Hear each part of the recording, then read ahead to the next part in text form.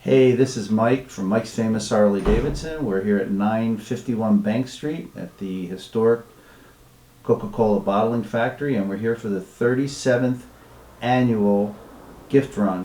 But the group that the run benefits is the developmentally disabled, and these folks generally had some sort of disability, the physical or mental, that many times had to do with a birth defect, something of that nature. And these children have now been have grown up, and generally benefits those that are adults now, as opposed to children.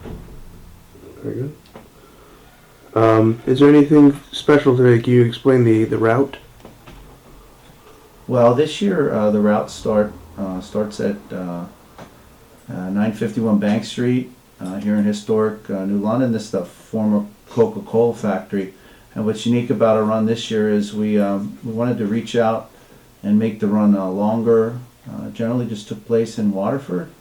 And so now that we're here in our new facility, the ride's leaving from New London, jumps right into Waterford, and all our friends over at Waterford Police Department have been very, very kind and allowing us to come through the town. It goes all the way down Bank Street, which is route US 1 south, into Flanders, Four Corners, into the town of East Lyme.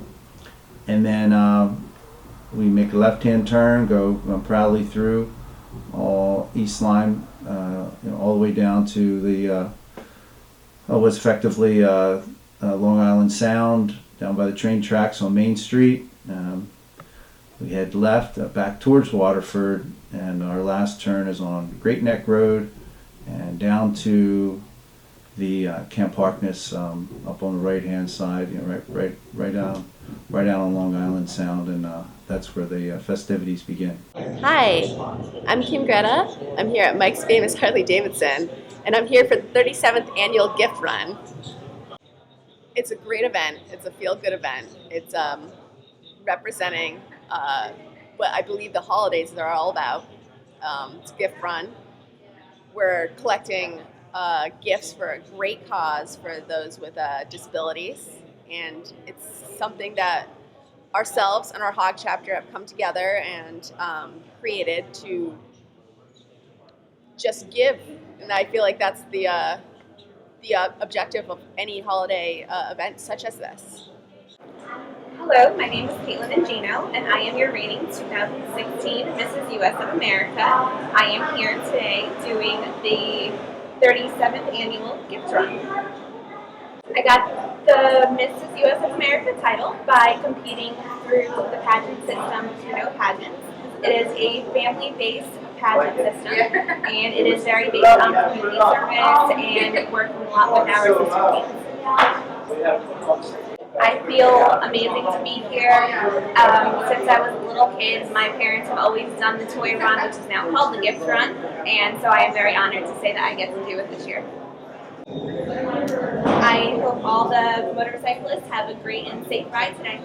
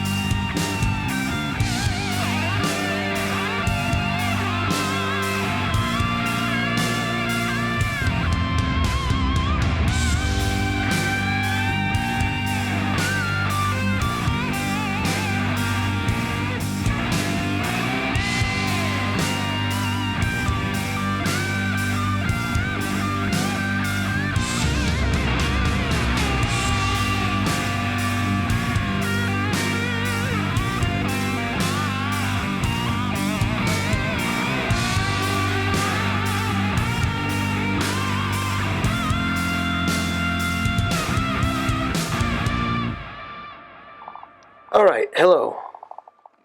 Hello. Hi. How are you doing, Marinka?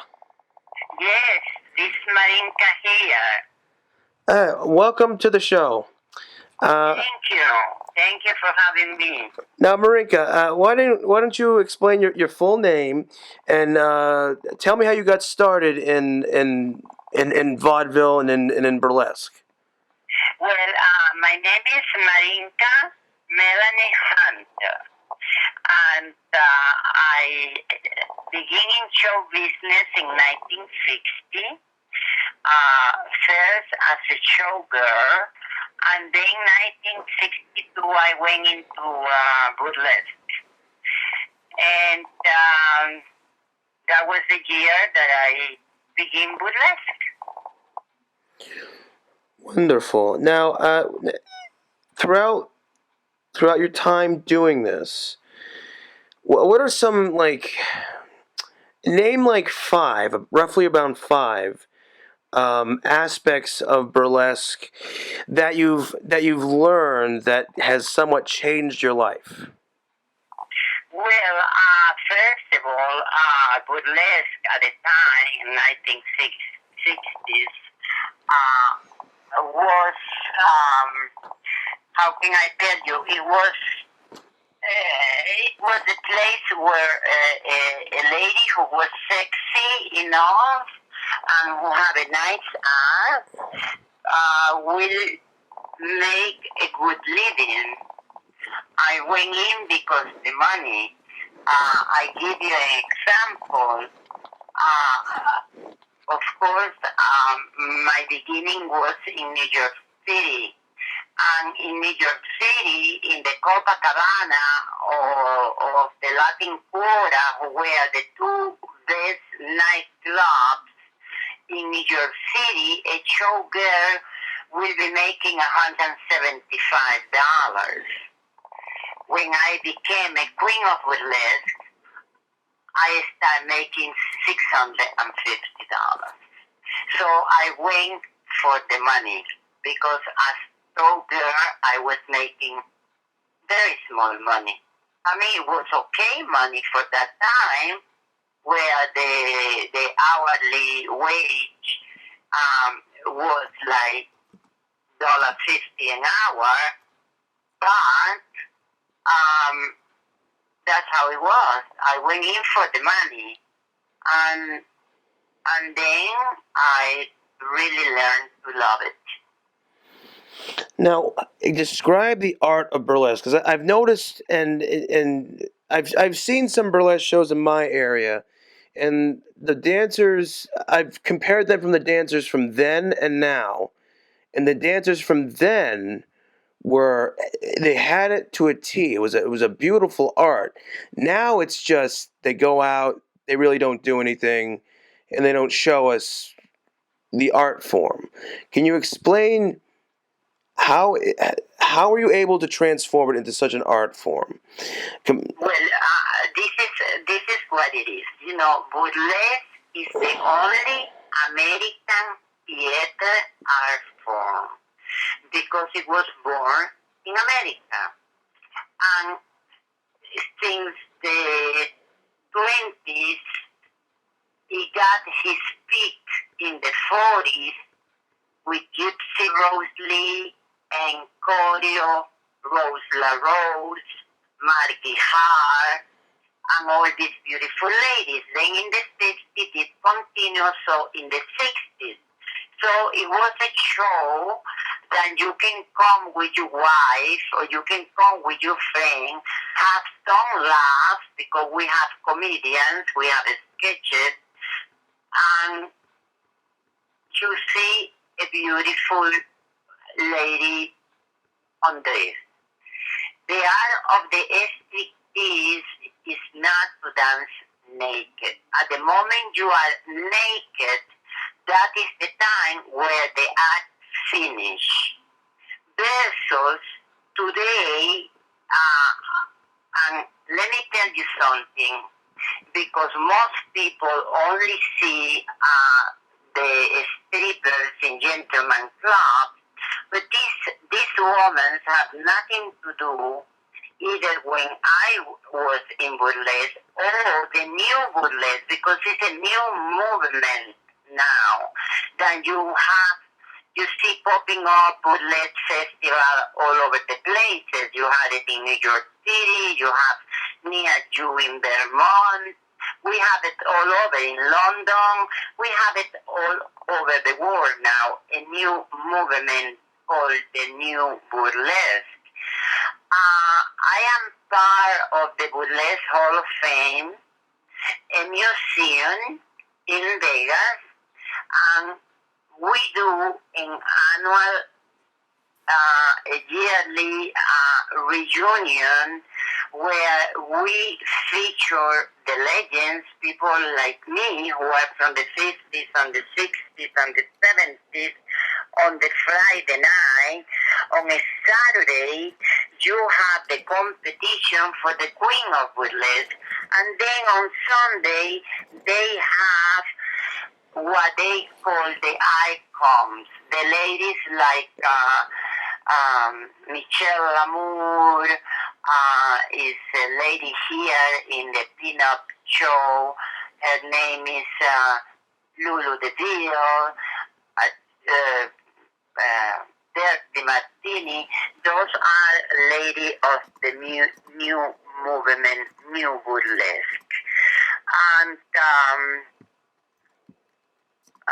why the burlesque that I knew went out of business, as you will say, a lot has to do with the pornography who came in the 70s, and a lot has to do with the ladies movement, you know, the feminist movement.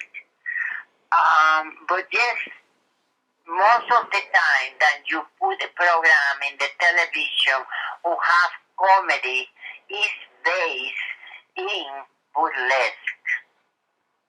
Well, Right. And that's the way it is. now, and it's also, I mean, I've seen comedy acts, and I've saw like old comedy acts from back in the 50s and 60s with like for instance Red Skelton or Jack Benny. Some of those guys, they had impeccable timing, and they claim a lot of that had to do with their background in vaudeville. Sammy Davis Jr. They have impeccable timing, phenomenal entertainers back then, even for now. To me, it felt like that was the golden age of entertainment right there, is because they had to be taught how to work on the fly. They weren't just handed a script and whatever else. It was, you never knew what happened, it seems.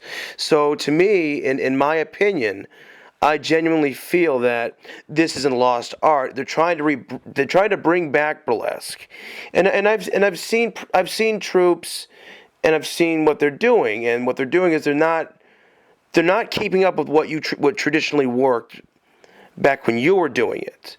They're just like what you were saying.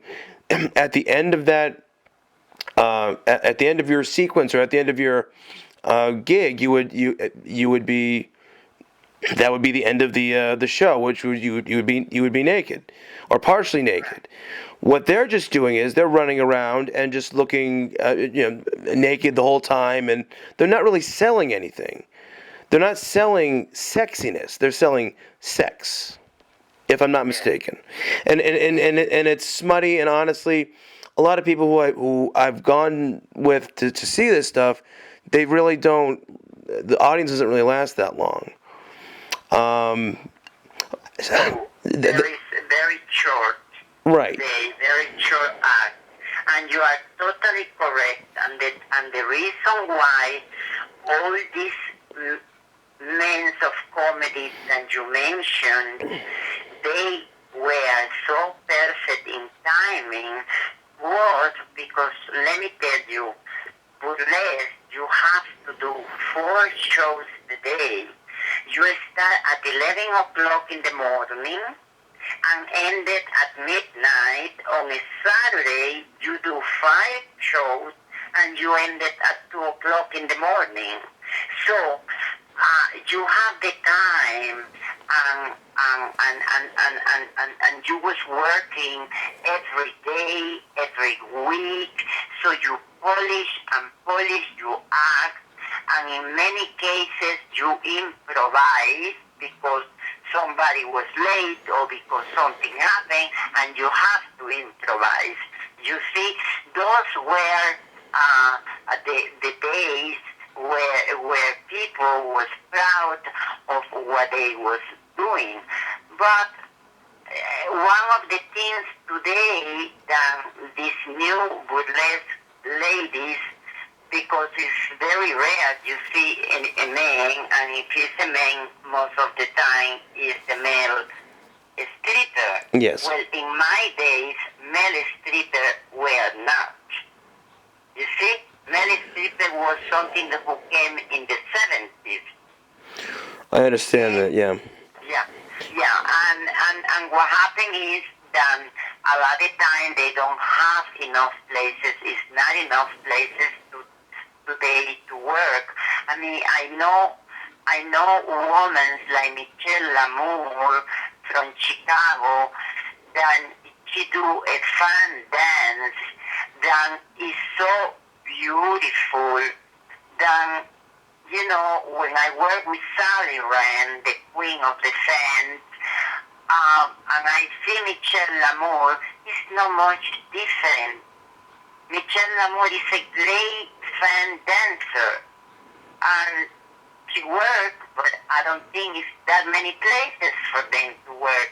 And that is one of the things that, because they don't have enough places where they can be working constantly, they cannot have a good, strong art.